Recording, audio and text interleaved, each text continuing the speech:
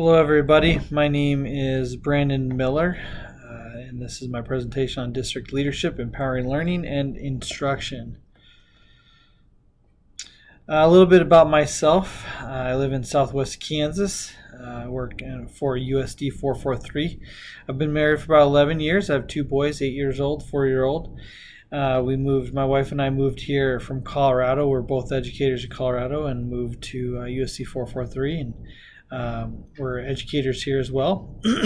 I've been in education for about 11 years. I've taught special education, elementary education. I've been an instructional coach for K through 5th grade, and I'm currently the district academic intervention coordinator for pre-K through 12th grade at USD 443.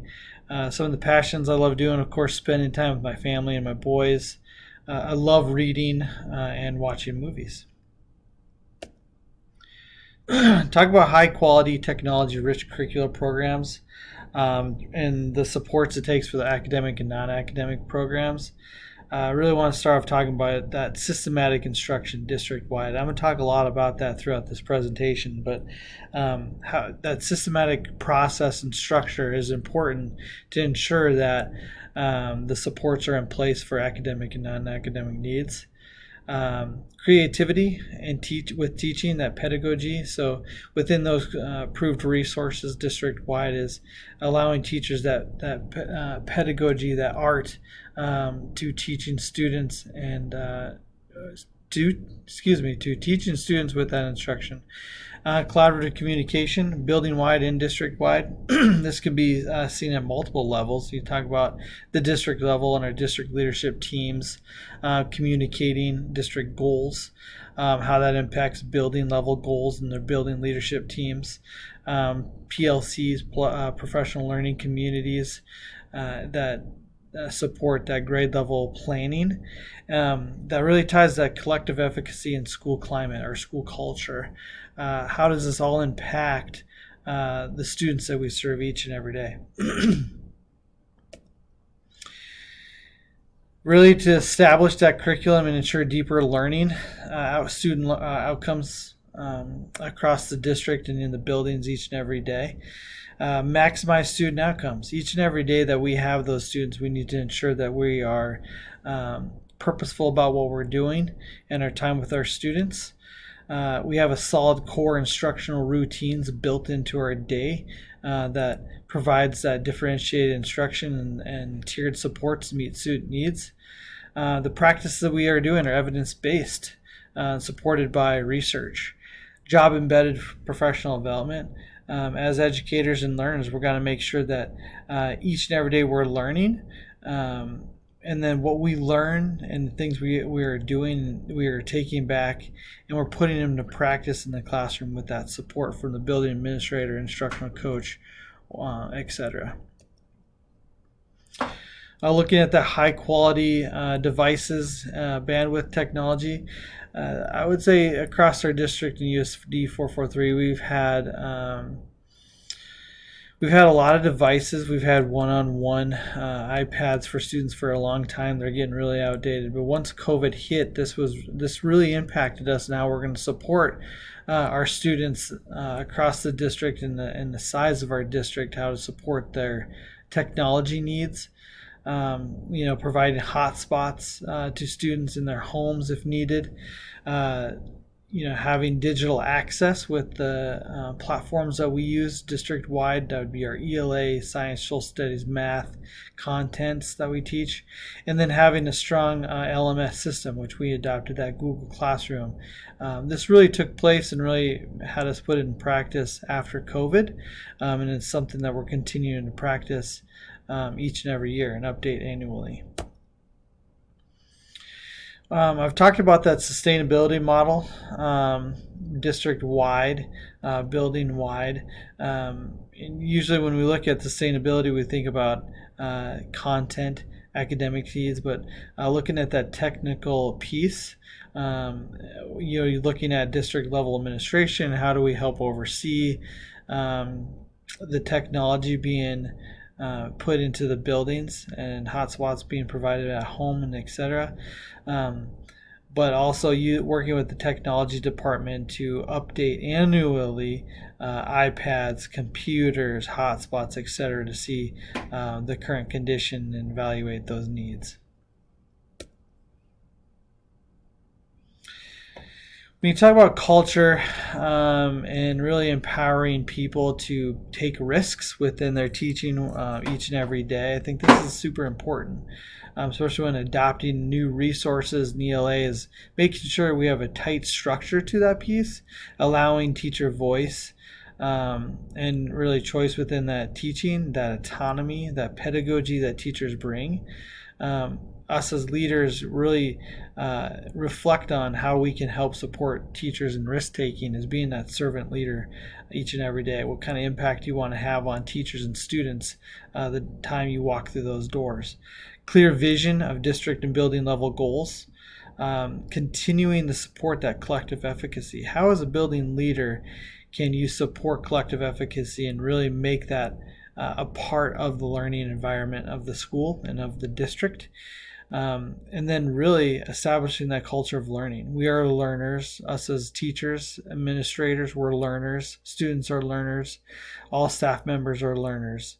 That's our job, and really the business of our business is teaching students each and every day. District-wide culture and professional growth. I talked a little bit about this in that previous slide, but the high-quality, explicit instruction. What's that look like? It's very purposeful, and it's tied to student outcomes and student data. Tiered supports for learning. High-quality core Tier 1 instruction, but what are those tiered supports that help support and differentiate to meet students' needs that may have some different weaknesses and skill deficits? Kind of that teacher autonomy. I talked about that teacher autonomy a little bit earlier in the presentation. Student academic and social emotional goals. How are we looking at each individual student and helping support that student as a whole? How well do we understand and have that relationship with that student to see how well they learn each and every day?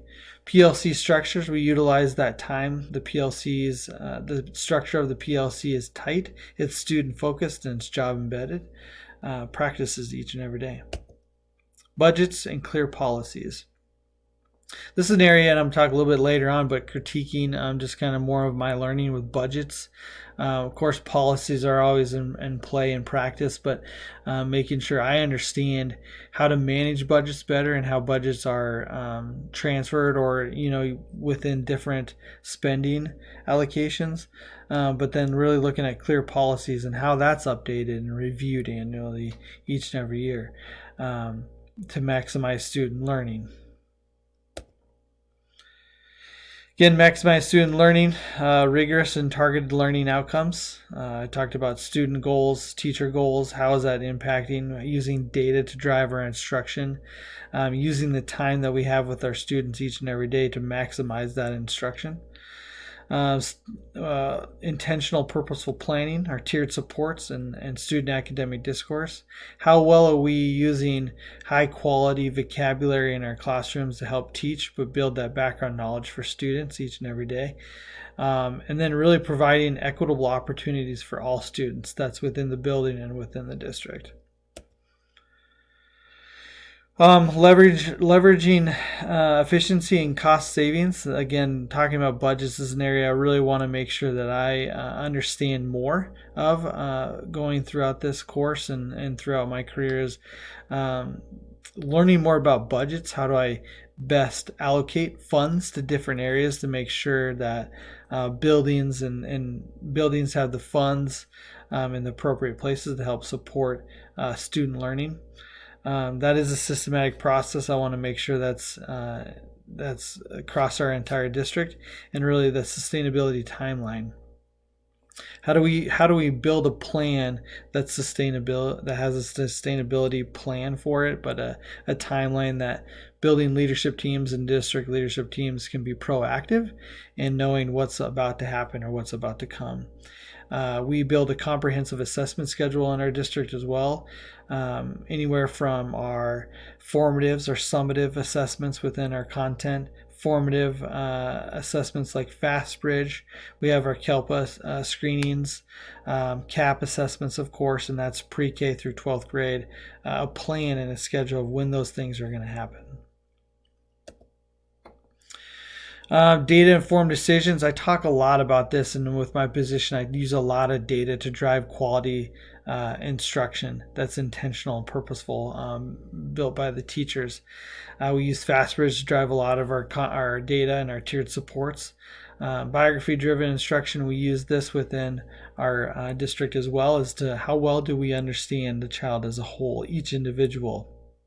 And that's their home life, understanding their demographics, the language that they're loved in within their home, trauma informed, what they're coming to school with, and how do we help support them. Our end of the year goals, we also look at this piece of how do we drive our next year outcomes, district level and building level strategic action plans, and those goals are also tightly aligned.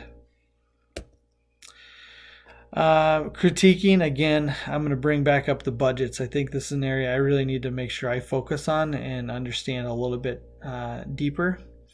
Accountability, how do I lead people for accountability? Is if we're going through data-informed decisions and looking at these pieces and they're just not where our vision and mission is how do I help hold each individual accountable to meet those student outcomes. Servant leadership, this is something that I believe in to my core, is how well can I lead somebody and support their learning and help them realize things that they have within themselves that they're already doing. And better questioning, asking those naive questions within the instruction, which will help me get to a place where I can help lead people to better understanding and accountability within the practices we do district-wide and building-wide. Correlations, we went through this piece with within my presentation, but looking at the high quality instruction and using technology to drive that and support academic and non-academic needs. Systems of support, job embedded and professional development. Implement and evaluate culture and responsive teaching. And design and implement systems district-wide. Relevant and reflection. The relevant piece is how to support teachers and building administrators. It's always student focused. I talked about the business of our business, and those are really the students that are in our classroom each and every day. And shared leadership. How do I use multipliers in the district? Teachers and staff that have high quality practices in place, how do I use them to help multiply in different areas across the district and different grade level teams? Reflection, continued support for teachers and administrators. That's always going to be a thing that I want to make sure that I'm doing each and every day. That's the impact I'm having. Focused data conversations. Data is always part of what we need to do to ensure student outcomes, but how well are we intentional about making sure that happens? And then tying that into explicit and systematic instruction that produces those student outcomes. What are we doing to help ensure that students are going to make that progress, that are going to have the tools not only to understand it for that day or for that lesson or for that unit, but then to apply that in real life situations or in different grade level as they go out through their educational career. These last few slides are my references, and if you have any questions, feel free to add a comment below. Thank you.